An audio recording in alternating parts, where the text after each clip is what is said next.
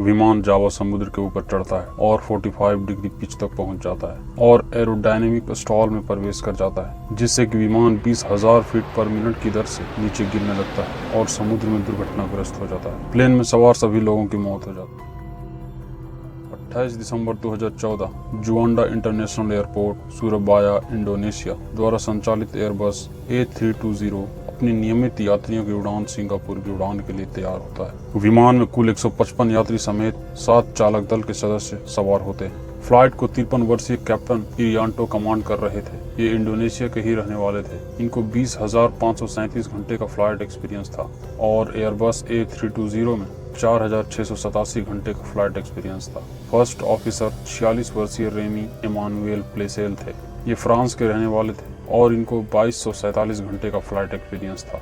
विमान एक Airbus A320-216 model था, जिसने पहली बार 25 सितंबर 2008 को उड़ान भरी थी और 15 अक्टूबर 2008 को एयर एशिया के अंडर दे दिया गया था। विमान अब तक कुल 23,000 घंटे तक का फ्लाई कर चुका था। विमान को सिंगापुर पहुंचने में 2 घंटे का समय लगना था। विमान टेक ऑफ करता है। विमान 32,000 फीट की ऊंचाई पर उड़ रहा था कि तभी इलेक्ट्रॉनिक सेंट्रलाइज मॉनिटर पायलट्स को एक चेतावनी देता है कि रडर लिमिटर सिस्टम में कोई खराबी है। शॉर्ट में इसे RLS भी कहा जाता है। कप्तान विमान को फ्लाइट ऑगमेंटेशन कंप्यूटर में रिबूट करके तय करता है और 9 मिनट बाद कप्तान फिर से उसी तरह से रिबूट करता है। आगे की तूफान से बचने के लिए पायलट ने विमान को 15 डिग्री बाईं ओर मोड़ दिया और जकार्ता ATC से 38,000 फीट तक चढ़ने की अनुमति मांगी। आसपास के अन्य विमानों के कारण ATC ने उन्हें वेट करने का निर्देश दिया कि तीसरी बार भी 6:13 पर वही प्रॉब्लम क्रिएट हुई, जैसा कि captain flight augmentation computer set करने से पहले किया था। एयर ट्रैफिक कंट्रोलर ने उन्हें FL340 पर चढ़ने की इजाजत दी, लेकिन कोई जवाब नहीं आया।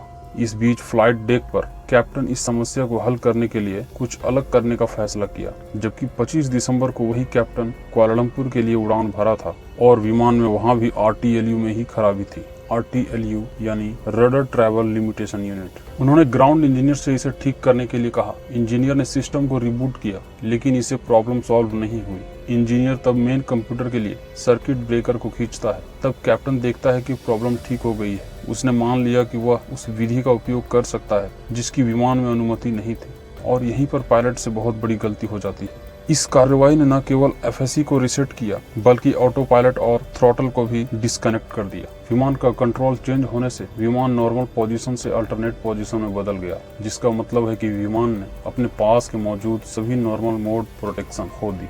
ऑटो पायलट मोड बंद होने के 9 सेकंड बाद को पायलट के इनपुट रोल एंगल 9 डिग्री तक कम कर दिया गया। विमान अब तेजी से दाहिनी ओर जाने लगा। पायलट स्पेटियल डिसओरिएंटेशन का अनुभव किया और साइड स्टिक को शिफ्ट करने के लिए सुधार किया, जिससे कि विमान 50 डिग्री बाईं ओर वापस आया। हालांकि पायलट के फ्लाइंग की साइड स्टिक बैकवर्ड दिखा रहा था, जिसके कारण AOA को 48 डिग्री तक बढ़ाया गया।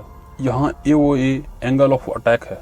कैप्टन ने अपनी साइड स्टिक को नोज डाउन किया और वहीं को पायलट ने अपनी साइड स्टिक को नोज अप कर दिया, जो कि मिस कम्युनिकेशन के कारण हुआ था। विमान अभी 38,500 फीट की ऊंचाई में उड़ रहा था कि अचानक 20,000 फीट प्रति मिनट की दर से नीचे गिरने लगता है और विमान जावा समुद्र में दुर्घटनाग्रस्त हो जाता है, जिससे फ्लाइट में सवार सभी 162 लोग मारे जाते हैं। जांच NTSC इंडोनेशिया के द्वारा की गई। जांचकर्ताओं के अनुसार दुर्घटना का कारण विमान के RTLU में खराबी के साथ शुरू हुआ। जांचकर्ताओं के अनुसार RTLU में इलेक्ट्रिकल कनेक्शन टूटा हुआ पाया गया था, जिससे कि फ्लाइट को कुछ दिनों के लिए वार्निंग्स दिया गया था। विमान के रख रखाव के रिकॉर्ड से पता चला था कि पिछले वर्ष की तुलना में 23 बार ज्यादा वार्निंग्स भेजी गई थी, लेकिन RTLU सिस्टम को रिसेट करके हमेशा ठीक भी किया गया था। जांचकर्ताओं ने कहा कि RTLU की चेतावनी की चौथी घटना पर कैप्टन इकेम निर्देश द्वारा सुझाई गई मानक प्रक्रिया का विकल्प चुना और FSC के सीक्रेट ब्रेकर को रिसेट कर दिया। सर्किट ब्रेकर उनमें से एक होता है जिससे विमान में रीसेट करने की अनुमति नहीं होती है। उन्होंने कहा कि विमान को अल्टरनेट मोड में रखा गया